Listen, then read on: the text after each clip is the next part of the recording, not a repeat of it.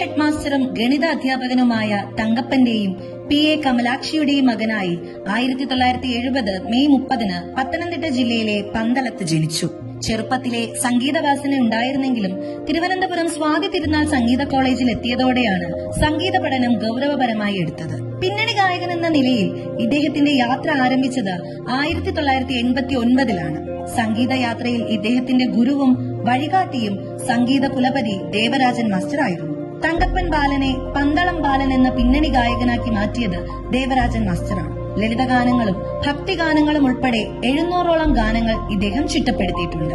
പുഴയോരഴകുള്ള പെണ്ണ്, ആലുവ പുഴയോരഴകുള്ള പെണ്ണ്, മനിവേദനമറിയാതെ എന്തിനൻ മുദ്രാങ്കുലിയം വലിച്ചെറിഞ്ഞു. മലയാളം തമിഴ് ഗാനങ്ങളുമായി 10,000ഓളം ഗാനമേള വേദികൾ പിന്നിട്ട ഇദ്ദേഹത്തിന് Devarajan master award, Brahmanandan award, Vayalar award തുടങ്ങി നിരവധി പുരസ്കാരങ്ങൾ ലഭിച്ചിട്ടുണ്ട്.